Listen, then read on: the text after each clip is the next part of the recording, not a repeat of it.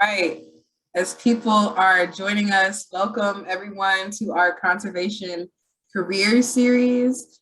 We love interacting with you. So if you could, in the chat, I would like for you to share with me, what is a bird you have heard this morning?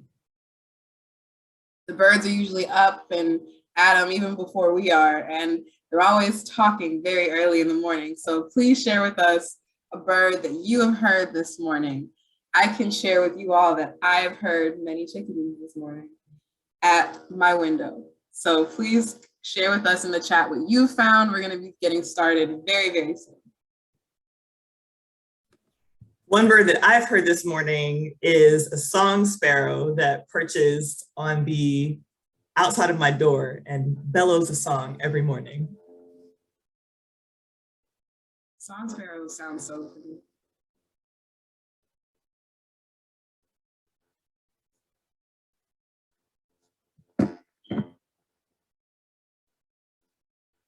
Isaac is joining us again, and this morning they heard a rooster. Aaron also heard a lot of song sparrows. Keep sharing with us about what you have heard. Maya said that she has heard cardinals and brown-headed nuthatches. Leah has even shared that she has heard some starlings, and she knows that they can be invasive and destructive, but they sure can sing. They're also beautiful birds. Alex said that he has found, or he has heard a cardinal. Those birds be talking as well. Continue to share with us. Today, I'm super excited for this entry in our series because we are joined by my coworker and my friend, Corina Newsome. She is our community engagement manager here at Georgia Audubon and a recent graduate of Georgia Southern University with a master's in science in biology. Corina, who began in the wildlife biology field as an animal care professional, is an avian conservationist and connects people with birds across the globe. Having experienced the hurdles faced by marginalized communities in the wildlife conservation space, Corina's mission is to enter and center the perspectives of leadership and ability of Black, Indigenous, and people of color in wildlife and conservation, environmental education, and exploration of the natural world. Once again, I'm so excited to introduce to all of you my friend and my coworker, Corina Newsome, who's going to be giving a presentation about animal care professionalism and being an ornithologist. So with that said, Corina, take it away. Thank you so much, Kiana. It's so wonderful to be here with you all today. I'm excited to share my career path, which I have found extremely exciting, and I really enjoy sharing it with people. So hopefully you're able to learn some things today. And if you have any questions for me over the course of this presentation, do feel free to put it in the Q&A function. And at the end, we will answer them. All right, so as Kiana said, I will be presenting today about my career path and journey in the realms of animal care and ornithology, which is the study of birds. And so we'll go ahead and get jumped right in. So I am, as Kiana mentioned as well, the community engagement manager here at Georgia Audubon. My life thus far has centered around wildlife conservation in one form or another, but birds have been my love. And so Georgia Audubon has been a really great fit as far as the things that I love to do and to study. So I always like to start off any talk about my career with this note that I wrote to myself when I was 5. And I recently found this at home during winter break when I went home for Christmas. And it says, "This is what I want to do when I grow up. I want to be an astronaut," you can ignore that part, "and a scientist, and I want to be a scientist on bugs and animals." And so from a very young age, I knew that I wanted to learn about wildlife and learn about animals and study them as much as I possibly could. And so from the time I could start reading and watching TV and watching documentaries, I really accumulated a lot of really favorite science communicators like Bill Nye the Science Guy. I honestly cannot remember these two people's names. I think they were like the Mythbusters, that's what they are. The Crocodile Hunter was a favorite, Zumbumafu, I loved them. And then as an adult, you know, Futurama, I love to learn about science through that show. And so I had a life that was full of science, people who were outside looking at animals, doing really cool stuff in the science world. But the thing that I didn't realize until I was a little bit older was that I didn't see myself represented in any of those people. And that actually crystallized what I thought was possible for myself, because while they're phenomenal people and phenomenal scientists, I didn't see anyone who looked like me or came from a place like me doing that kind of work. And it actually, comparing with that, I didn't have a lot of exposure to natural sciences at all. I didn't know any people who work in natural sciences with wildlife or in any other way. And I didn't really live in a place that had a lot of natural space. This is part of my neighborhood where I'm from in Philadelphia, Pennsylvania. That's where I used to travel every day, catch the bus going to and from school. And so I lived in a really urban environment. And so pairing the fact that I wasn't really familiar with careers in wildlife science and also wasn't really around wildlife, I didn't know a whole lot. I didn't really have anything to direct my interest in wildlife and animals. It wasn't until I had the really distinct pleasure and honor of coming across, through a mutual friend at my church, a Black woman who was a zookeeper at the Philadelphia Zoo, and her name is Michelle Jamison, and I always have to give her flowers every time I talk about my career, because I would not be here had she not taken the time to show me behind the scenes what it looked like to work with wildlife, because I had no idea, I had no experience. And so because she took the chance to both show me her work, her job, but also allow me to see a Black woman doing this work, it changed the entire trajectory of my life. And for this reason, I personally understand how powerful exposure to careers is and representation is. And so any opportunity that I have to show people, hey, this is what it looks like to work in this particular way in conservation. Here are the options. Here are things that maybe you haven't heard of before that you could do if you love working with wildlife.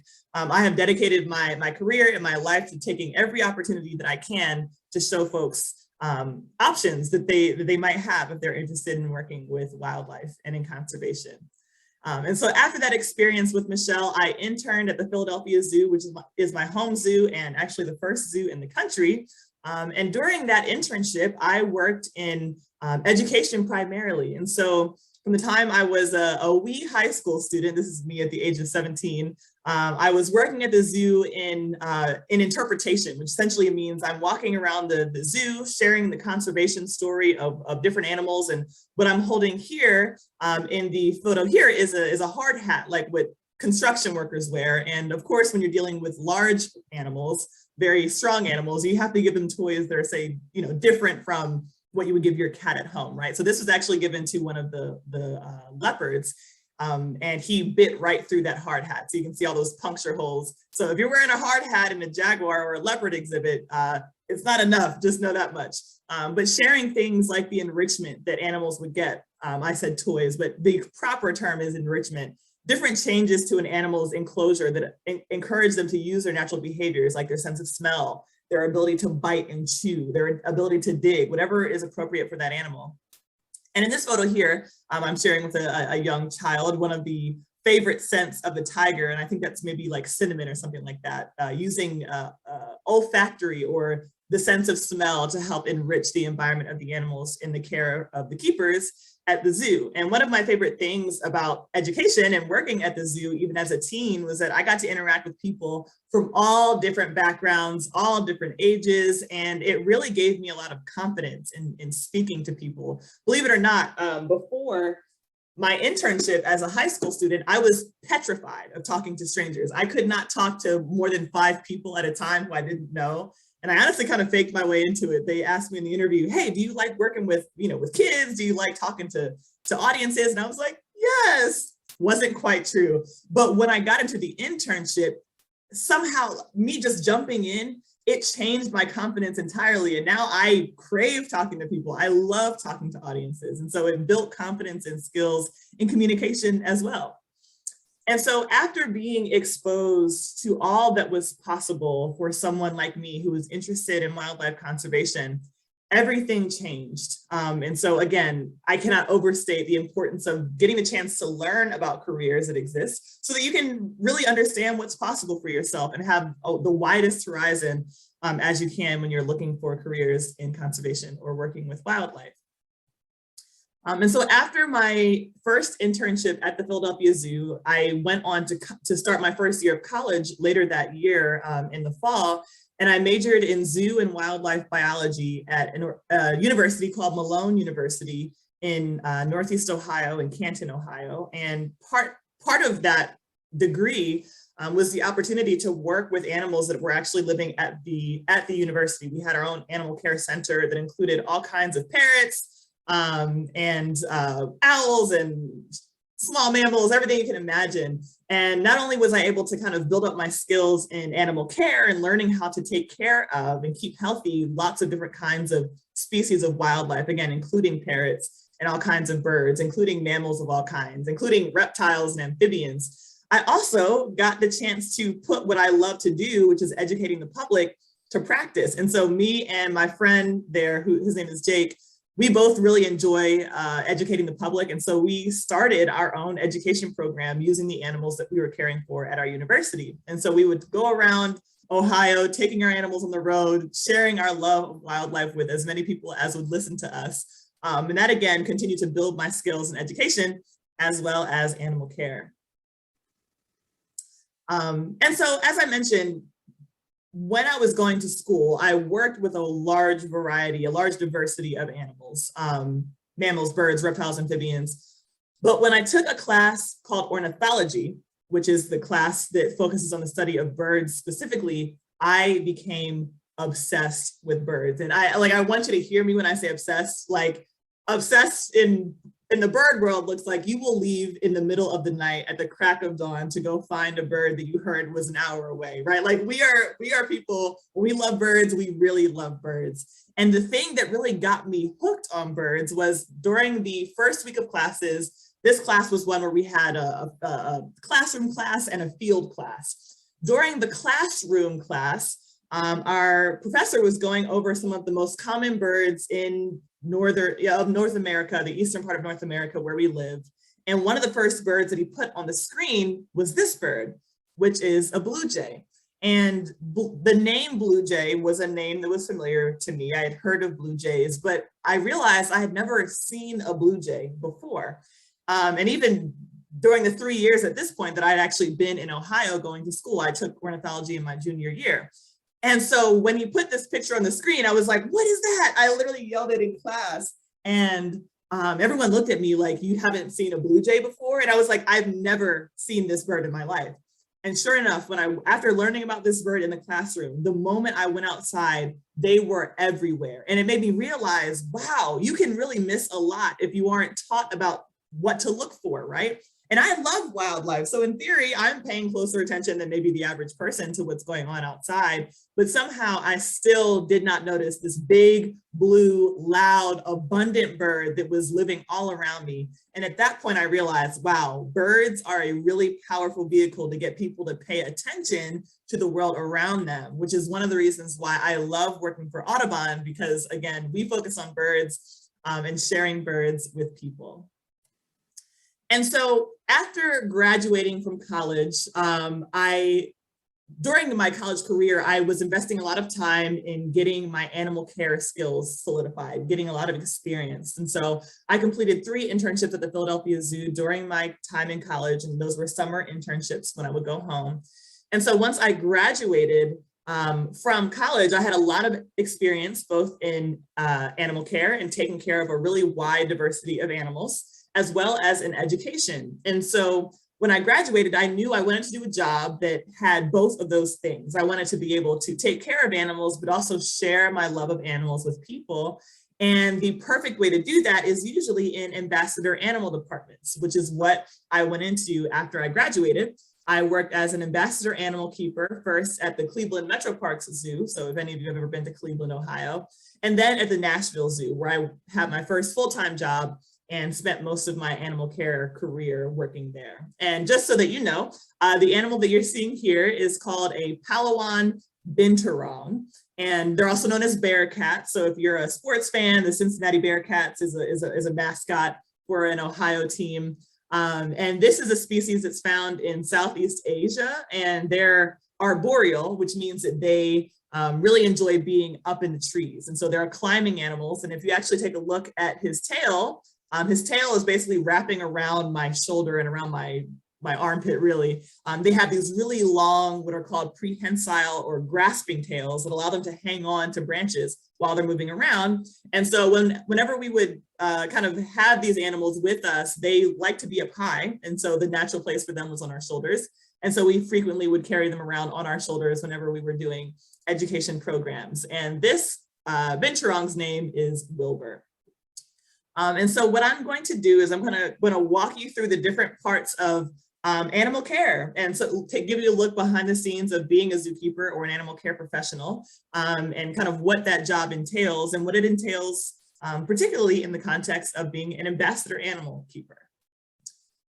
So the three main kind of elements of being an ambassador animal keeper are, number one, animal care, which is, making sure that the animals and the environments in which they live are healthy. Number two is animal training. So kind of applying some psychology expertise. And usually if you want to be a zookeeper and you go to college, you want to make sure you take psychology because it helps you understand training and interacting with other living beings and the psychology that they use to survive. And then, of course, education, as I mentioned. And so this is a picture of me with my animal care team at the Nashville Zoo. And the dog that you're seeing me with there is actually called a New Guinea singing dog, which is a species of wild dog native to New Guinea. And so she was actually my favorite animal to work with of all time. And I miss her dearly. So, and of course, you're also seeing a turkey vulture, a sloth, and a domestic rabbit. And I think there's also an opossum up there on Jake's shoulder, which is a species native to right here in Georgia. So I'm going to walk through these three elements of animal care to kind of show you a little bit of what it looked like. So typically when people think of animal care and zookeeping and any of that, they think of cleaning up poop and pee, right? Which is true, and also blood. So this is a little bit gory, just to let you know. But when it comes to taking care of different kinds of animals, right, depending on what they eat and how they live, you have to clean up different kinds of messes. And so I worked with everything from small cockroaches and spiders all the way up to leopards and lynx and sloths, to owls and falcons and all kinds of birds of prey. So I had a really wide diversity of animals that I was working with, and depending on the animal I was taking care of at the time, the messes look different. So when you're dealing with carnivores, right, they have to eat prey. They have to eat usually small mammals. In the case of cats, like the clouded leopard, which you're seeing here, her name is Hope. And so in the morning, I would usually come into all kinds of excrement sprayed on the walls or on their, enclosure, along with, some bloody messes as well, because they are carnivores. And so you spend a lot of time every single morning cleaning up the enclosures and sanitizing the enclosures to make sure that they're clean and healthy and safe for all the animals. You're going through and making sure that the structure of the enclosures are safe for the animals, which is different depending on the species, right? So what's safe for a falcon would not be safe for a leopard. A leopard could easily get out of a falcon enclosure. So you want to make sure that it's safe for the appropriate species when you go and check and clean. And so the first part of the day is usually spent doing a lot of this cleaning.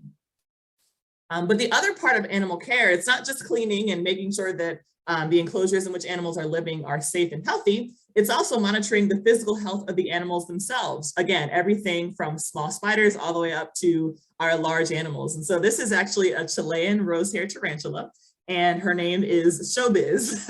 And she was getting her monthly cursory exam when we go through and we weigh all the animals, we check their bodies, we make sure that there's nothing abnormal about the way that they're moving or eating or anything at all. And part of that is, again, taking their weights. And so this spider is a nice, healthy 23 grams, which is perfect for a tarantula. And if ever anything was abnormal or concerning to us, we would let the veterinarians know. And so this picture that you're seeing here on the left-hand side is me at the veterinary hospital with an American crow, which is a species that lives right here in Georgia as well and across North America. They are black-colored birds, excuse me. They're very charismatic. They fly in large groups. They're really great. We had an American crow in our care named Oliver, and he unfortunately had sustained an injury in the wild that prevented him from being able to release. One of the bones in his legs had completely fractured and then healed incorrectly. So he couldn't really walk very well for long periods of time. And occasionally we would notice that he had a limp in his step. And so whenever we noticed that there was even the slightest change in the way that he was walking, he would go to the animal hospital, the veterinary hospital, and he would actually get acupuncture. I know you probably may not have heard of birds getting acupuncture, but it actually helped him a lot. And usually if you're holding an animal, you can tell if they're afraid or uneasy. They're tense, you can feel them jerking around. And so you typically want to avoid restraining an animal at all costs. But Oliver, he actually really enjoyed his acupuncture. And so I would hold him, and as the doctor was kind of putting the little pins in his skin, which wasn't painful, you could just feel him relaxing. I would just feel his body and his wings relaxing in my hands because it was doing so much good for his body. And acupuncture isn't cheap. I don't know if any of you have ever tried acupuncture, but one of the things that I love about working at an accredited zoo is that no expense is spared to make sure that the animals are healthy and safe. Another element, another facet of animal care was actually raising babies when there was ever any issue with parental care for an animal. And so I'm going to go through a couple of species that I helped to raise in my time as a keeper at the Nashville Zoo in particular. And this first one is a baby tamandua, which is a lesser anteater. So they look very much like an anteater. They're shaped just like an anteater, but they're a lot smaller than the large giant anteaters that you may be used to seeing. These ones live in trees in South America. Her name is Nina. Another animal that I had the real pleasure of raising was the binturong. So in that first picture that I showed you where I had the big binturong on my shoulder, this is how small they are when they're younger. And if their mother isn't producing milk, or if there's some sort of disconnect in the care, we'll have to step in and raise them and give them milk, give them food over the course of their development. And that also includes them coming home with you. And so while this actually may look fun, there were some nights, because some of these animals are nocturnal, there were some nights where I was like, felt like I was in I was like, what is going on? They're running around, they're screaming, they're having a great time. And I'm trying to sleep because I have to be at work at 7 in the morning. But it was one of the most incredible experiences to be able to watch these animals grow so up close and to be able to be responsible for their care and also gain their trust. Another animal that I helped raise is called a civet, which is actually related to the binturong. So this animal is called a banded palm civet, and civets can be found across Africa and Asia, and these are the nocturnal ones. They are pretty firmly nocturnal too. Even if you try to kind of adjust their sleeping schedule a little bit, they will be up and excited in the middle of the night. And so I remember one time being in my bedroom and I had a baby, like a human baby playpen, which they were living in, this one and her brother. And when they got going, they were running around the playpen so that they were literally just like on the walls and making this very loud and somewhat alarming shrieking sound. So it's definitely not easy to raise babies, especially if they're mammals, but it really was such a rewarding and incredible experience. And the final animal that I'll show you as far as babies that I've helped raise is a sloth. And so this is a two-toed sloth that unfortunately was orphaned. She lost her mother. She was actually directly from the rainforest in South America and lost her mother. And so she came to the Nashville Zoo to be cared for because she was not old enough to be on her own. And so she spent a lot of time, again, going to our houses, being fed by us. And because they enjoy kind of being somewhat upside down and hanging on with their really long claws, we would hold her kind of on the front of our chest because they do like being close to warmth, especially when they are babies. But you can see actually this growth difference from the left-hand side to the right-hand side. And I think that was a matter of months. It was less than a year. She definitely grew very rapidly. And she ended up being one of our ambassador animals at the Nashville Zoo, where she helped to teach the world about the importance of rainforests and sloths and the biodiversity of wildlife that live in the rainforests across the world. All right, moving on to animal training. And I realize that I always have so much I want to say, so I'm going to make sure that I run through the rest of this. Animal training was one of my favorite parts of being a zookeeper because a lot of times when it comes to animal care, I'll back up. Typically when people think of animal training, sometimes you might think of like a circus where you have like a parrot riding a bike across a tightrope or something.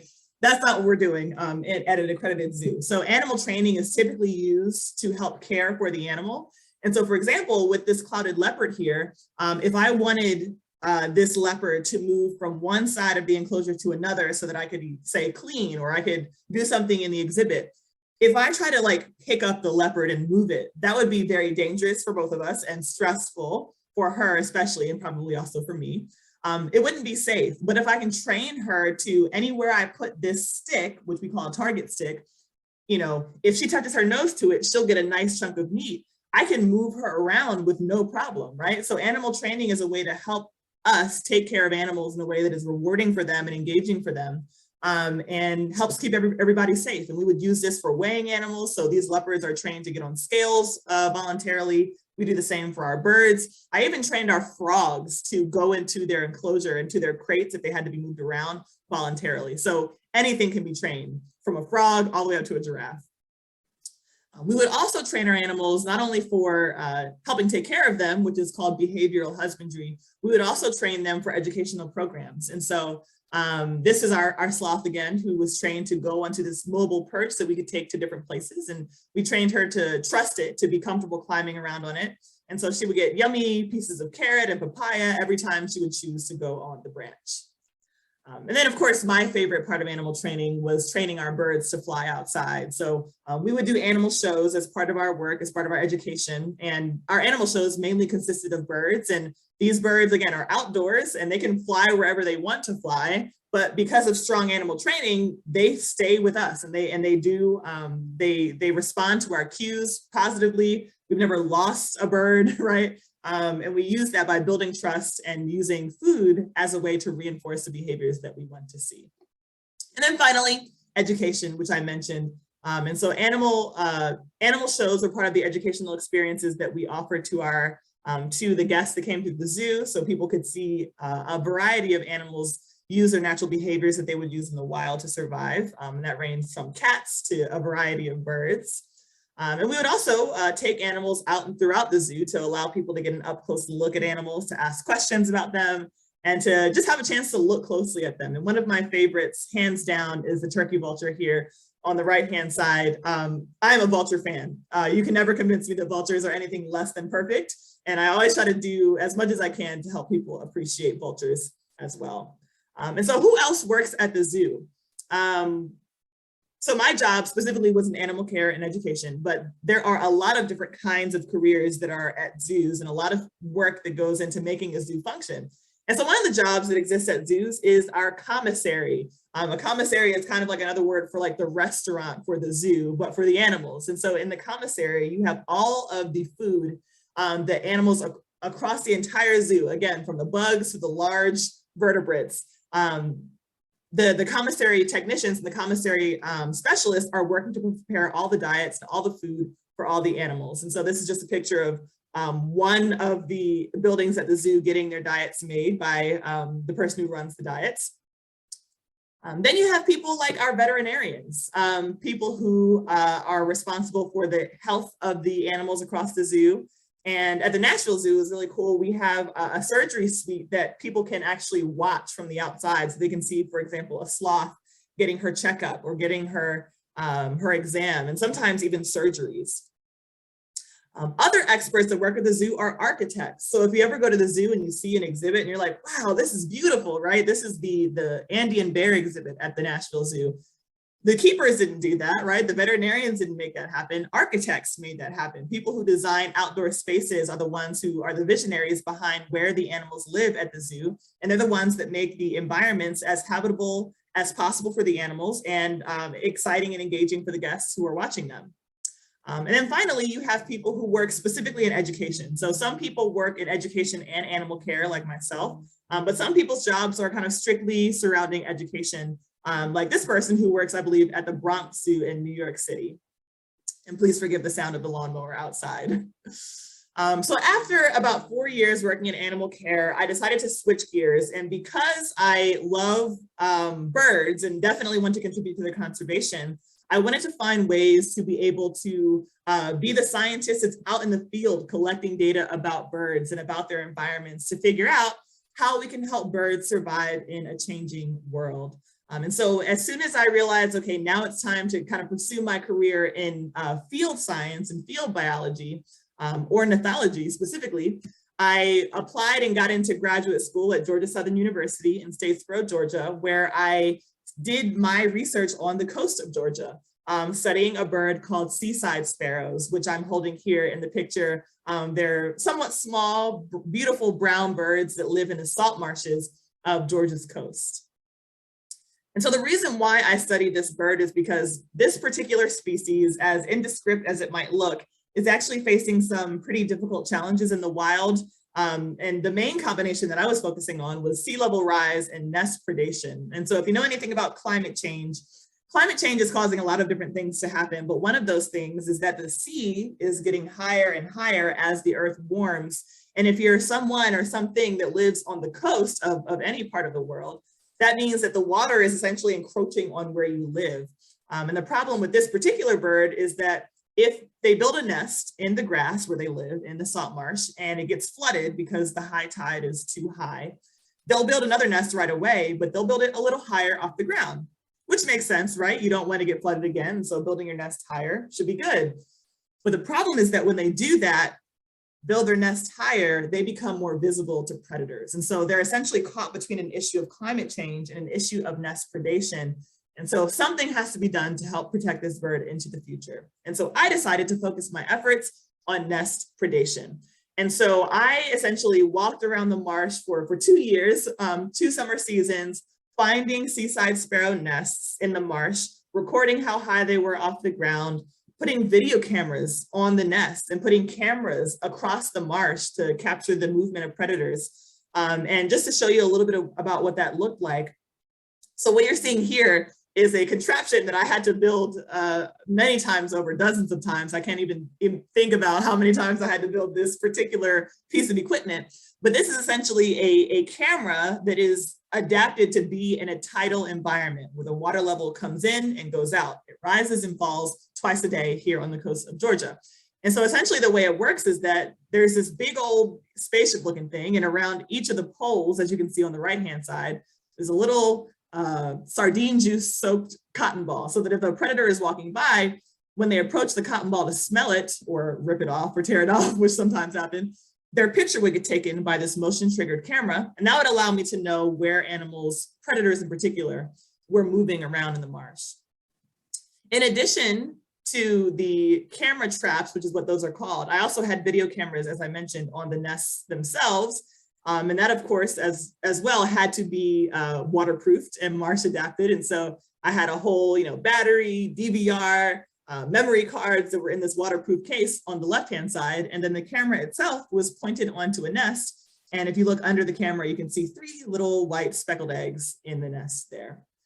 And so I spent my days walking through the salt marsh, up and down the marsh channels that you can see here that cut into the marsh, because that's where seaside sparrows like to place their nests. And that's me carrying a bunch of equipment, video equipment, to set up at the next nest that was active. And so I would walk up and down these channels, and my friend David Wright, who's a cinematographer and nature movie maker, took this video of me very graciously using a drone. But it really kind of captures just how expansive this habitat is on the coast of Georgia. And we're really lucky in Georgia that we have some of the most undisturbed salt marsh across the entire East Coast. And so it is definitely worth protecting. And so these are just a couple of videos of seaside sparrows nests that I found. This was a chick and its sibling egg that had not yet hatched. This chick actually hatched that day. And so it was always very rewarding to be able to find a nest, because the way I describe it is that you're trying to kind of find a particular ball of hay in a haystack. You're finding nests made of grass in a grassland, which makes it kind of difficult, but it also makes it very rewarding when you do find the nest. And so this is an older chick. Oh my word, I just happened upon this nest that has a whole hatchling in it. Oh my goodness, oh my goodness. I would freak out, yes. And so whenever I would find a nest, I would have a mini freak out, and then I would take my measurements and get away from it as soon as possible so the parents could go back to taking care of the nest. And again, if you have any questions for me, feel free to throw them into the Q&A function, and I will answer them in just a few minutes at the end here. Oh, there we go. And so in addition to the finding the nest and having these experiences kind of directly by locating and seeing the nest themselves, I also got to go through all the footage that was captured on the video cameras at the nests and the camera traps throughout the marsh. So I want to show you just a couple of instances of nest predation that I was able to capture on the video camera. So here's the nest, here's the egg, and the predator will be coming any second. Boom, there we go. That bird, or that animal, not a bird, that mammal is called an American mink, which is a small semi-aquatic mammal that lives in wetlands that definitely loves to hunt bird eggs. Another mammal that was very common as a predator is much smaller. It has to physically climb all the way into the nest. And it's a marsh rice rat. So there is actually a rat species that is native to the Georgia area, the Atlantic coast, and is also adapted to live in a very wet environment. And they would climb up into the nests and eat the eggs as well. And some of the predators that I was able to capture across the marsh in those fancy camera traps that I showed you a picture of before include animals like raccoons, which are not specifically adapted to wetlands, but you can find them pretty much anywhere. You can find them in the middle of the city, you can find them in forests, you can find them in wetlands. There's not really many places where a raccoon cannot find a way to survive and thrive even. And so I saw animals like raccoons. I also caught the minks on camera traps as well, which you just saw on the video. And so I'll back up just a second. Over the course of my time working in the marsh, I was able to kind of get another look at conservation. Protecting wildlife and helping to save wildlife in North America and across the world takes a lot of different kinds of expertise and a lot of different kinds of specialists and a lot of different kinds of work. And so being able to work both on the animal care side as well as in the field collecting data about animals that are being threatened by our changing world that of course humans are causing, gave me a really well-rounded view of what it takes to do conservation. And I think really has equipped me to contribute to wildlife conservation, especially for birds, to my greatest capacity. And so kind of to wrap up here, in addition to kind of doing the science, whether it's in animal care or in field biology, applying the science in a way that helps both people and wildlife is so critically important. And number one, because of my own story, I recognize how important it is to provide opportunities for young people to be able to get hands-on experiences, understanding what is involved in the realm of conservation, whether it's animal care or it's field biology or anything in between. So I tried to recreate the experience that Miss Michelle Jamison at the Philadelphia Zoo provided for me, for other people, and have started several programs to help young people, especially in high school, to kind of get a good understanding of what it means to be an animal care professional and to work in these fields. But also to kind of share my love of wildlife with a diverse set of audiences. So this is the binturong again here on the left-hand side, and I'm actually at my church doing an animal program because I recognize that it's important that everybody, all hands are on deck to help protect wildlife. But in addition to kind of, making wildlife conservation as accessible as possible, inspiring action, right? So conservation also includes a lot of policy work, making sure that our legislators, the people that we elect into office, are making decisions that help protect our natural resources and our wildlife. And so conservation also involves being at Capitol Hill. It involves being in communication with your elected officials locally, at the state level, at the federal level. And so I've been very grateful for the opportunities to advocate for wildlife and for people in that space, in the legislative space as well. In addition to making sure that the conservation solutions that we come up with do not hurt people, right? Because unfortunately, the emergency that we find ourselves in the world that has happened because we've extracted resources too much. We've decimated places, right? In the name of development. Those efforts have hurt a lot of people, and disproportionately Black people, Indigenous people, and people of color, and people from low wealth backgrounds. And unfortunately, the solutions that we come up with to that issue, to conservation issues, to resource issues, can hurt the same people. And conservation, unfortunately, has displaced Indigenous people off their land to help protect certain species of wildlife. And when you do that, when you hurt people for the betterment of wildlife, you ultimately don't even help wildlife very well because you put people in desperate situations. And so coming up with conservation solutions that are beneficial for people and wildlife, that are just for people and wildlife, is critical. And so that's what I hope to contribute to the world of conservation moving forward. And so in closing, We understand as conservationists and biologists that diversity is the bedrock of health, right? Whether you're talking about a population of a species, like a population of cheetahs, or you're talking about an entire ecosystem, the more diverse those populations or ecosystems are, the more resilient they are, the more likely they are to survive in a changing environment, the more likely they are to be able to solve problems that are presented to them. And so in the same way that we have to maintain and invest in the diversity of animals, of populations, of species, and of ecosystems, we want to make sure that the people who are doing the conservation, the humans, are also diverse and are representative of as many people as possible across the globe. Because when you have a diversity of minds, a diversity of experiences, a diversity of worldviews, it is so much more likely that you will have the answer, the solution to the problem that you're facing within your ranks. And so with that, I will take any questions that folks have. I know that was a lot of information, and I always realize, man, I could go on forever and ever talking about wildlife and conservation. But thank you all for listening, and I'll be happy to answer any questions. Awesome, Corina, that was amazing. And we do have a question from Isaac, and it reads, ever since I was a kid, I've wanted to be a zookeeper/animal caretaker, and more recently, I have also been interested in education too. I was curious how you got your foot in the door in that field. I've heard it's very competitive, so how do you suggest I best go about trying to get a job in a zoo? That's a great question, Isaac, thank you. And so what I would recommend, usually when you're trying to get a job, like you're trying to do a full-time career as an animal care professional, usually almost always they're looking at your experience, and they're saying, okay, do you have experience working with these or similar animals? And so what you want to try to do if possible is to do internships. And so there is a link that I think Kiana has that she can put in the chat to the Association of Zoos and Aquariums. They have a job board, and the Association of Zoos and Aquariums are what accredit zoos in this country.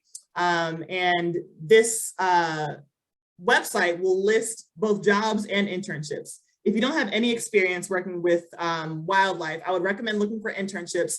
A lot of them, unfortunately, are unpaid, but there are some in the last couple of years that have become paid because they're realizing that when you have nothing but unpaid internships, you are making that inaccessible for a large proportion of the people who live in the United States, right? So look into the internships to see, if there's ones near you or in locations where you want to work to get that experience up. And usually people like to see around 2 to 3, between 1 and 3 years of experience. So at least try to get one internship in, and then see what your success is obtaining a job. Internships are always the first step. Thank you for that answer. It looks like we have another question. Off the top of your head, this is from Leah. Off the top of your head, what can the average person do to start to contribute to wildlife conservation and environmental justice? I love this question. That's a great question. That's a great question, Leah. Hi, Leah. So one thing that I recommend and that I'm doing and more of and always trying to do more of is that I realized that just from working in conservation that a lot of the experts and the people whose stories are kind of dominating the narrative are older white men usually, right? And so a lot of what I understand to be true about the nature of, the crisis that we're in when it comes to biodiversity or the natural world is from that frame of view. And then recently I started listening. I came across a lot of indigenous people and leaders who are talking about the ways that they are addressing issues related to the environment where they are, and providing a totally different frame of mind around what it means to respond to the environmental issues that we're facing. And just as a layperson, that has changed my entire mind and idea around what we should do to help wildlife and people. So number one, I would encourage people, depending on where you are geographically in the world, look into the indigenous communities that live where you are, even close, and learn about the ways that they are I don't even want to use the word conserving, the ways that they are in relationship with the land where they live, because it provides a really great template for how the average person should think about the way they interact with outside with nature, right? Of course, which we are a part of. We're not separate from nature. So that's one thing that I've been learning a lot about. But aside from that and kind of that learning, choosing to take on that kind of learning, paying attention to the wildlife and the natural world around you makes you very aware, kind of like what happened with me and the blue jay. I didn't, there's a lot of things I didn't even notice because I didn't know to look. But if you take the time to like look really closely at the wildlife that are around you, it kind of gives you an idea of the other living things that are depending on the same resources that you're depending on. And there are a lot of little things that people can do, right? Like not using chemicals to unclog your drain that are harmful to your watershed, or not dumping waste into our streams, right? There are a lot of things, individual things that people can do. And the more that you kind of engage with the natural world around you, the more you're aware of the way that what you do impacts those things. And so if you're in Atlanta, I would encourage you to connect with a couple of groups. There's the West Atlanta Watershed Alliance, which is the group that really engages the community, particularly in West Atlanta, around the natural world in general, but especially our watersheds, which of course sustain all of us and everything. The South River Watershed Alliance is also wonderful.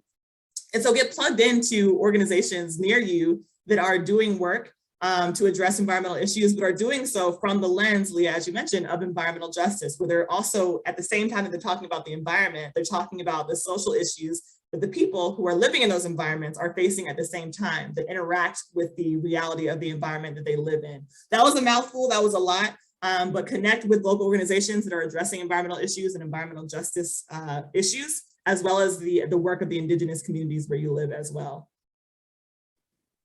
All right, that was a great response. We have 2 more questions before we close out for the day. So the first one is from Eliza. She asks, did you have help in the marsh, or did you work alone, and did you ever see any animals in the marsh that scared you? So I did not work alone. I think my friend Alex is actually in the chat here. Alex Troutman, who's a friend of mine who I actually went to grad school with, he, in my second field season, worked with me to help me collect data for my research. And in my first field season, I had an undergraduate who helped me. Her name is Alandi Montgomery. So both years I had somebody helping me with that work. And it's always great to work not alone when you're out there in the wild or out there in nature collecting data. And then you said, was there anything that scared me out there? I was never, okay, I have a fear of butterflies, which is a personal problem, and I'm not going to get into it.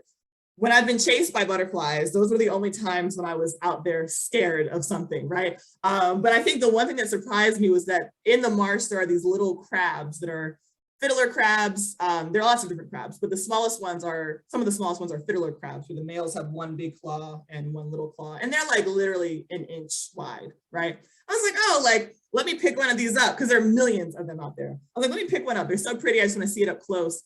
When I tell you, that claw that is so tiny compared to my body is so powerful, it pinched me and I bled immediately. I was like, how is this 1-inch invertebrate making me bleed? I couldn't believe it. But yeah, there's a lot of I've had so many cool experiences in the marsh. And I could talk about it all day. I really could.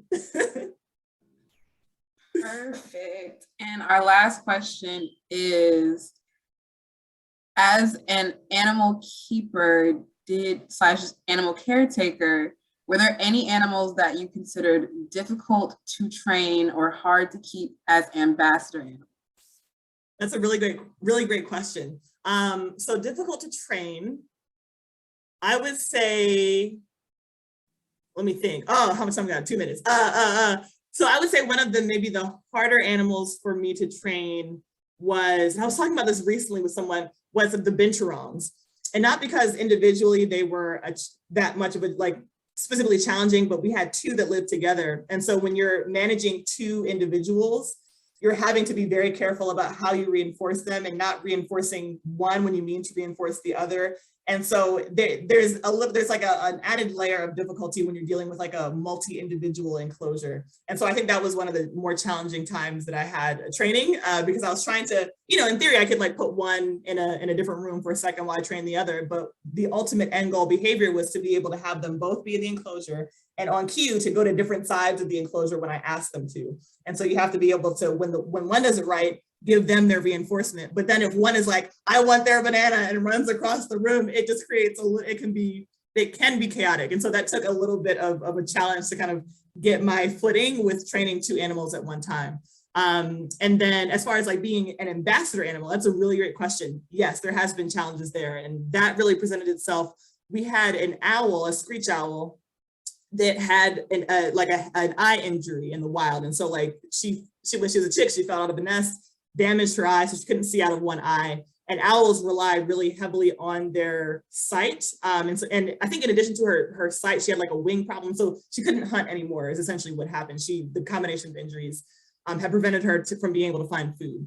But she was not like raised in human care. And when it comes to owls in particular, this isn't the case for other birds or birds of prey, but owls in particular are they're wired in a very specific way so that if they're raised by their parents and they come into human care, they're stressed. They're very stressed. And it takes a lot of time to kind of bring that stress down because they are very instinctual. Like before they even like maybe think about something, they're reacting kind of emotionally, I guess you could say, or viscerally. And so she was stressed out for a really long time. And a lot of people say, you know, if the owl was not raised, it was raised by its parents, you know, it's best to not have them as an ambassador animal. And so we kind of had to weigh that, and it took months. It took months and months and months. But eventually, her name was Rhonda. She actually got comfortable enough to like feed on a glove. And, you know, we rarely took her out in front of people, kind of keeping in mind her comfort level. So she mainly lived behind the scenes and off exhibit. So she didn't have to interact with a lot of people, but she eventually became comfortable enough where her quality of life was good with her keepers. And that's what mattered. And so owls are, I think, the trickiest to balance when it comes to ambassador animals. All right, thank you for those meaningful responses, Corina. Once again, I really want to thank you for giving this presentation. I hope that everyone that joined us today has really learned something. If you're interested in following Corina and her journey, you can follow her on Instagram at hood_naturalist. You can also, I've dropped them in the chat, we have an abundance of conservation career resources, as well as programs through Georgia Audubon that youth can take advantage of if they're interested in learning more about different kinds of conservation careers, specifically all over the city of Atlanta. And once again, I also want to remind you about the job board that Corina mentioned for the Association of Zoos and Aquariums, if you're interested in jumping into that career field.